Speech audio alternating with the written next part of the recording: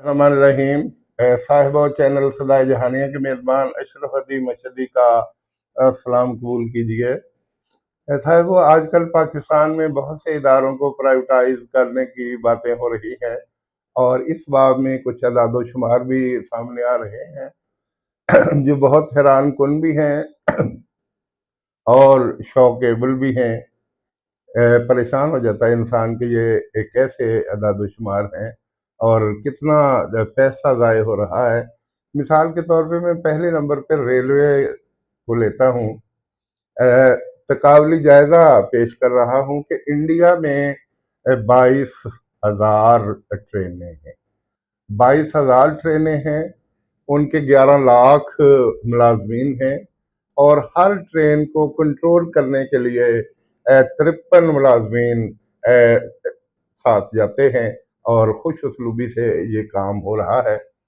आपको याद होना चाहिए कि कुछ अर्सा पहले लालू यादव प्रसाद उसने इंडिया के अंदर इतना बेहतरीन निज़ाम सेट किया कि गाड़ियां वक्त पे आने लगी। शायद पहले भी मैंने किसी वीडियो में बयान किया था। तो उसने इसका बेहतरीन हल निकाला कि बच्चों को कार्ड तकसीम किए गए कि आप इन कार्ड के सहारे यूनिवर्सिटियों, स्कूलों और कॉलेजों में जाएं और ट्रेन पर सफ़र करें।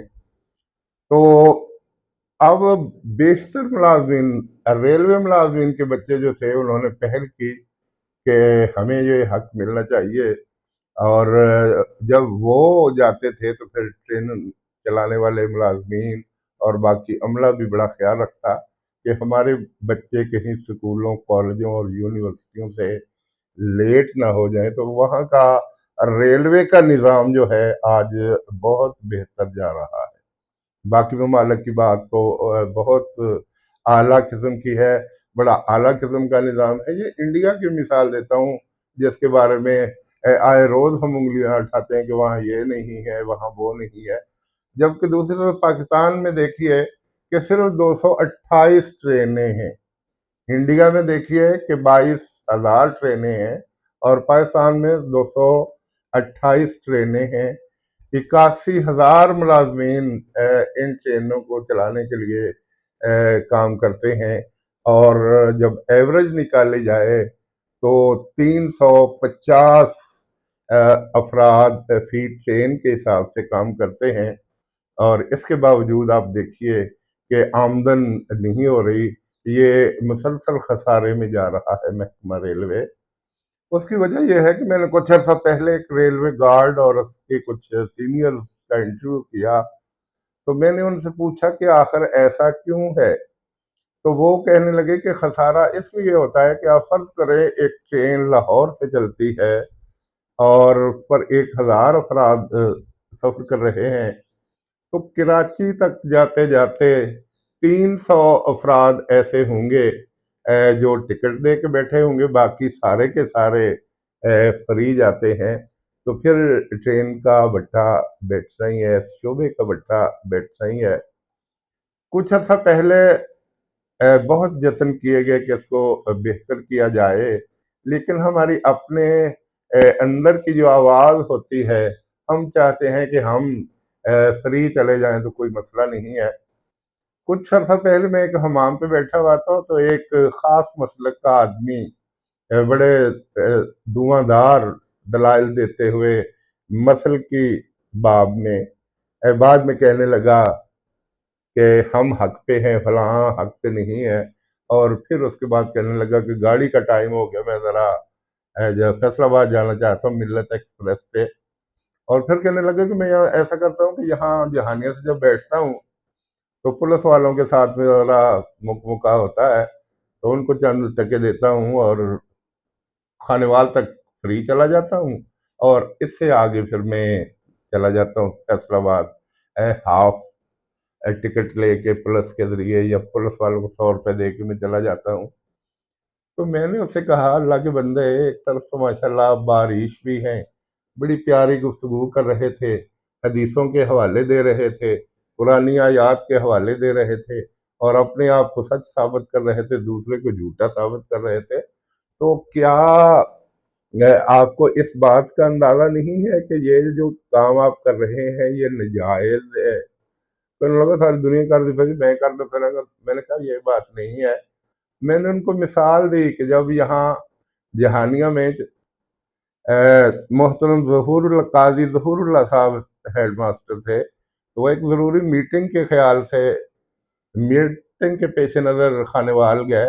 جب واپس وہ آنے لگے تو ٹرین تیار تھی، وہ ٹکٹ نہ لے سکے، تو انہوں نے جہانیہ اسٹیشن پہ آ کے 1.5 روپے اس وقت ٹکٹ ہوتا تھا، 1.5 روپے کا ٹکٹ لیا اور وہیں پھاڑ کے پھینک دیا۔ وہ محکمہ ریلوے کے اہلکار پوچھنے لگے کہ سر آپ نے یہ کیا کیا؟ تو انہوں نے کہا میں پاکستانی قومی خزانے کو نقصان نہیں پہنچانا چاہتا، میں ہیڈ ماسٹر ہوں، میری ریزنیبل پے ہے، اور میں اس لیے وہاں گیا تھا کہ مجھے ضروری کام تھا، اور اس ضروری کام کا کہ مجھے ٹی اے ڈی اے ملتے ہیں، تو ٹی اے ڈی اے میں سے میرا حق بنتا ہے کہ میں ادائیگی کروں۔ میں ٹکٹ نہیں لے سکا تو اس لیے میں نے یہاں ٹکٹ لے کے پھاڑ دیا تاکہ پیسے قومی خزانے میں چلے جائیں۔ میں نے کہا یہ ہوتی ہے ایمانداری، اور یوں پھر ملک سنورتے ہیں اور ملک ترقی کرتے ہیں۔ وہ بڑبڑاتا ہوا چلا گیا اپنی باتیں کہتے ہوئے۔ تو یہاں ہر شخص ایسا ہی ہے۔ مجھے خود ایک دفعہ اتفاق ہوا کہ میں ملت ٹرین پہ فیصل آباد گیا، تو جب میں واپس آنے لگا تو پولیس والا کہنے لگا وہ کدھر چلے ہو؟ میں نے کہا میں ٹکٹ لے آؤں۔ تو وہ کہنے لگا کہ ٹکٹ اتنے کا ہے، آپ مجھے 100 روپے دے دیں تو آپ سکون کے ساتھ جہانیہ چلے جائیں۔ تو میں نے کہا ایک ہستی ایسی بھی ہے جو اوپر ہے، اور وہ ہر چیز زمین پہ چلنے رینگنے والی چیونٹیوں سے لے کے آسمان کی بلندیوں میں اڑنے والے پتنگوں کو بھی دیکھ رہی ہے، کیڑے مکوڑے ہر چیز اس کی نگاہوں میں ہے، جس کو ہم خدا تعالیٰ کہتے، تو بھی ہم نے اس کے سامنے بھی حساب دینا ہے۔ اس لیے آپ مجھے کچھ بھی کہیں، میں ٹکٹ لوں گا اور ٹکٹ لے کے یہاں میں ٹکٹ لے کے آ کے بیٹھا تو یقین کریں فیصل آباد سے لے کے جہانیہ تک جب بھی وہ پولیس والا راؤنڈ کرتا ہوا آتا تو مجھے گھور کے گزر جاتا۔ ظاہر ہے شکار قابو نہیں کر سکا تھا۔ تو ایسی صورتحال ہے۔ یقین کریں کچھ عرصہ پہلے عبوری حکومت میں یا عبوری حکومت سے پہلے خواجہ سعد رفیق کو محکمہ ریلوے کا وزیر بنایا گیا۔ تو خواجہ سعد رفیق نے اتنی باغ دوڑ کی کہ ڈاکٹر عشرت العباد جو اس وقت اسٹیٹ بینک کی گورنر بھی تھیں اور شاید وزیر خزانہ بھی تھیں، تو انہوں نے جو رپورٹ دی انہوں نے کہا کہ میری نظر میں جب سے پاکستان ریلوے کچھ ابتر ہوا تھا اور بتدریج ابتر ہوتا جا رہا تھا، اس کے سامنے بند باندھا ہے تو خواجہ سعد رفیق نے، اور اگر اس کو موقع دیا جاتا تو یقین کریں پاکستان ریلوے میں کافی اور بہتری آ سکتی تھی۔ جبکہ اس کے مقابلے میں اس سے پہلے شیخ رشید بڑے بڑبولے سیاستدان ہیں، کچھ ان کو بہت قائم سیاستدان کہتے ہیں، کچھ ان کو بہت بلار سیاستدان کہتے ہیں۔ بہرحال وہ متنازع سی شخصیت بن کے رہ گئے ہیں۔ کچھ لوگوں کی نظر میں تو وہ ہیرو ہیں، اور کچھ کہتے ہیں کہ صرف نمبر ٹانگنے کے لیے بڑکے مارتے رہتے ہیں۔ بہرحال جو بھی تھا، جب ان کو ریلوے کا وزیر بنایا گیا تو کچھ لوگوں کو خیال میں تھا کہ اس میں بہتری ضرور آئے گی، لیکن شیخ رشید نے اس وقت سب کو مایوس کیا جب پہلے ہی دن بریفنگ کے لیے افسران ان کو بریفنگ دے رہے تھے تو ایک آدمی نے آمدن اور اخراجات کے گوشوارے ان کے سامنے رکھے اور کچھ تجاویز دینے کی کوشش کی کہ اگر آپ یوں کریں تو یہ تبدیلی ہو سکتی ہے، اگر آپ یہ قدم اٹھائیں تو یہ کام بہتر ہو سکتا ہے۔ تو اس نے جھڑک کے شیخ رشید نے جھڑک کے اس افسر کو بٹھا دیا کہ مجھے آپ رضیہ بٹ کے ناول نہ پڑھ کے سنائیں، میں یہاں کچھ کام کرنا چاہتا ہوں، مجھے پتہ ہے کام کیسے کیا جاتا ہے۔ اور پھر وہ کام کیا ہوا کہ فوراً بہت سے ملازمین بھرتی کر لیے گئے، اور سنا ہے کہ اس میں بھی بہت کچھ ادھر ادھر پیسے کی ہیر پھیر ہوئی۔ چائنا سے نئے ریلوے انجن خریدے گئے، ریلوے کے وہ اپنا نئی ڈبے خریدے گئے، اور بہت سا اور ساز و سامان خریدا گیا، لیکن جو حقیقی مسائل تھے ان پر توجہ نہیں دی گئی۔ صاحبو، آپ کو شاید علم نہ ہو، اس وقت پاکستان میں 84 فاٹک ایسے ہیں جہاں کراسنگز ایسی ہیں جہاں فاٹک نہیں لگے، اور اس کی وجہ سے آئے دن حادثات ہوتے رہتے ہیں۔ پھر پاکستانی قوم اتنی تیز ہے، یا جیسے ہم پنجابی میں کہتے ہیں کاڑی قوم ہے، پتہ ہوتا ہے کہ ٹرین 15 یا 20 گز کے فاصلے پہ آ رہی ہے، یا آدھ کلومیٹر دور ہے، اور اس نے سیکنڈوں میں یہ فاصلہ طے کرنا ہے۔ بائک دوڑا کے گزرنے کی کوشش کرتے ہیں، ٹریکٹر دوڑا گزرنے کی کوشش کرتے ہیں، اور بعض تو ٹرین کی پٹڑی کے اوپر سے کھینچ کے بائک وغیرہ دوسری طرف کر، اور اس طرح بہت سے حادثات ہوتے ہیں جس کا بعد میں کوئی والی وارث نہیں ہوتا۔ کتنے حادثات ہیں، کوٹری کے اندر حادثہ ہوا تو 900 کے قریب لوگ ہلاک یا شہید ہو گئے، اور کچھ عرصہ پہلے یہاں 1998 میں میر شاہ کے قریب حادثہ ہوا تو یہاں 400 کے قریب لوگ ہلاک ہو گئے، شہید ہو گئے، اور اس وقت نواز شریف وزیر اعظم تھے، شہباز شریف وزیر اعلیٰ تھے، اور یہ دونوں بھائی یہاں موجود بڑی دیر تک موجود رہے۔ نواز شریف تو واپس چلے گئے، لیکن شہباز شریف اس وقت تک سرکٹ ہاؤس میں ٹھہرے رہے جب تک ہیلی کاپٹروں کے ذریعے آخری میت بھی ان کے گاؤں تک نہ پہنچا دی گئی۔ بہرحال یہ وقتی طور پہ انہوں نے اس کام کو کنٹرول تو کر لیا، لیکن محکمہ ریلوے ایسا محکمہ ہے جس میں بہت ہی زیادہ بہتری کی ضرورت ہے، بہت سی تبدیلیوں کی ضرورت ہے۔ اب ہوتا کیا ہے کہ جو پرانے گارڈ تھے ان کے ملازمین رکھ لیے جاتے ہیں، جو پرانے ڈرائیور تھے ان کے بیٹوں کو رکھ لیا جاتا ہے، اس کے لیے باقاعدہ ٹریننگ دی جاتی ہے۔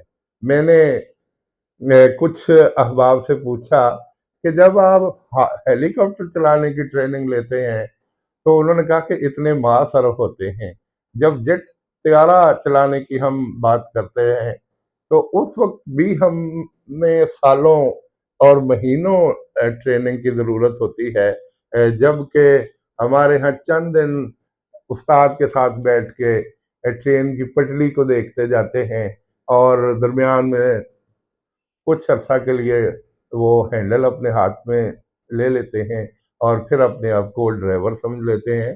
یہ بہت نازک ہے، پٹڑی پہ جب ٹرین چلتی ہے تو انتہائی نازک صورتحال ہوتی، بغیر مہارت کے یہ ٹرین نہیں چلائی جا سکتی، اس لیے آئے روز حادثات ہوتے ہیں اور قیمتی جانیں ضائع ہوتی ہیں، اور اس کے بعد کچھ بھی نہیں ہوتا، ہم یہ کریں گے، ہم وہ کریں گے۔ تو یہ اعداد و شمار میں پیش کر کے آپ کو یہ باور کروانے کی کوشش کر رہا ہوں کہ یہ واقعی سفید ہاتھی ہے ریلوے، اس کو یا تو خود بہتر کر دیا جائے، اگر بہتری نہیں لائی جا سکتی اس کو بھی پرائیویٹ کر دیا جائے۔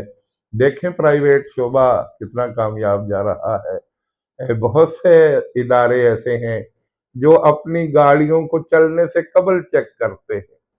ڈائیو ماشاءاللہ عرصہ دراز سے یہاں چل رہی ہے، اور ان کا ایک منظم نظام ہے کہ وہ چلنے سے پہلے اس کا ہر نٹ بولٹ، ہر چیز اس کی چیک کرتے ہیں، اور پھر کہیں جا کے وہ اوکے رپورٹ دیتے ہیں، پھر ٹرین چلتی ہے۔ اور آپ کو یاد نہیں ہوگا، اور میرے معلومات کے مطابق پاکستان میں ڈائیو کا ایک بھی حادثہ نہیں ہوا۔ اللہ کرے یہ سلسلے یوں ہی چلتے رہیں۔ اس کی وجہ یہ ہے کہ یہاں بڑی احتیاط سے کام لی جاتی ہے، اور جو لوگ ڈنگ ٹپاؤ انداز میں کام کرتے ہیں وہ پاکستان کے لیے بھی نقصان کا باعث بنتے ہیں، اور عوام الناس کے لیے بھی بہت سے مسائل پیش کرتے ہیں۔ تو میں نے انڈیا کی مثال دی۔ انڈیا دیکھیے ہم سے بہت سے میدانوں میں بہت آگے نکل گیا۔ ایک وقت تھا کہ لوگ انڈیا کو غلیظ ترین ملک کہتے تھے، مودی کو ہم لاکھ گندا کہیں، ہم لاکھ اس کو بدماش کہیں، لیکن اس نے کچھ اچھے کام کیے۔ اس نے منموہن سنگھ ماڈل کو سامنے رکھتے ہوئے ملک کو ترقی دینے کی کوشش کی، اور وہ کافی حد تک کامیاب رہا۔ ایک وقت تھا کہ انڈیا کے اندر لوگ جہاں دل چاہتا تھا چھوٹا بڑا پیشاب کرنے بیٹھ جاتے تھے، لیکن اس نے پورے ملک کے اندر پہلی قسط میں 1 لاکھ لیٹرین بنوائی، لوگوں میں شعور پیدا کیا کرنے کے لیے سیمینار رکھے گئے کہ آپ باہر نہ بیٹھا کریں، آپ اللہ تعالیٰ کے نبی حضرت محمد صلی اللہ علیہ وآلہ وسلم نے اپنے صحابہ کو پیشاب کرنے کا طریقہ بتایا کہ یوں آپ چھوٹا پیشاب کریں، یوں آپ بڑا پیشاب کریں۔ تو لوگ ہنستے تھے کہ ان کو یہ چیزیں سکھائی جا رہی ہیں، واقعی یہ غلاظت، یہ گندگی ٹھکانے لگانے کے لیے اور اچھے انداز میں اس سے بچاؤ کے لیے طریقہ کار اللہ تعالیٰ کے نبی نے بھی بتائے تھے۔ تو انڈیا کے اندر جب 1 لاکھ لیٹرینیں بن گئیں تو پھر کچھ سیمینار منعقد کیے گئے جہاں بہت سے ماہرین نے لیکچر دیے کہ آپ ان لیٹرینوں کو اس طرح استعمال کریں تاکہ ہمارے ملک سے گندگی ختم ہو، تاکہ ہمارے شہروں میں جو تعفن پھیلا ہوا ہے وہ دور ہو۔ تو انڈیا نے بہت سے شعبوں میں ترقی کر لی۔ ہمارا ہمسایہ ملک ہے، ٹھیک ہے، وہ بڑی ریاست ہے، بڑی سلطنت ہے، بڑی حکومت ہے، لیکن ایک وقت تھا کہ وہ ہم سے بہت پیچھے تھے اور ہم ان سے بہت آگے تھے، لیکن ہم اپنی کوتاہیوں کے سبب، ہم اپنی بدعنوانیوں کے سبب بہت پیچھے رہ گئے۔ اور آج ہمیں دبے الفاظ میں انڈیا کی ہم تعریف ضرور کرتے ہیں کہ وہاں کی عوام غریب ہے، وہاں کی حکومت امیر ہے، اور امیر حکومت غریب لوگوں کو بہت سی مراعات دے رہی ہیں تاکہ وہ اپنا طرز زندگی بہتر بنا سکیں۔ تو میں اہل پاکستان سے بھی ملتمس ہوں کہ ہمیں بھی ان کی دیکھا دیکھی اور دوسرے ترقی یافتہ ملکوں کی دیکھا دیکھی اپنے ملک میں آگاہی لانی چاہیے، اور سب سے بڑھ کر ایمانداری کی ضرورت ہے۔ آپ ٹرینوں اور ملازمین کے تقابلی جائزہ کو دیکھیں کہ انڈیا میں بہت کم لوگ بہت بھاری بھرکم ریلوے نظام کو چلا رہے ہیں، اور جبکہ ہمارے ہاں 228 ٹرینوں کو چلانے کے لیے 81,000 ملازمین، اور ان میں سے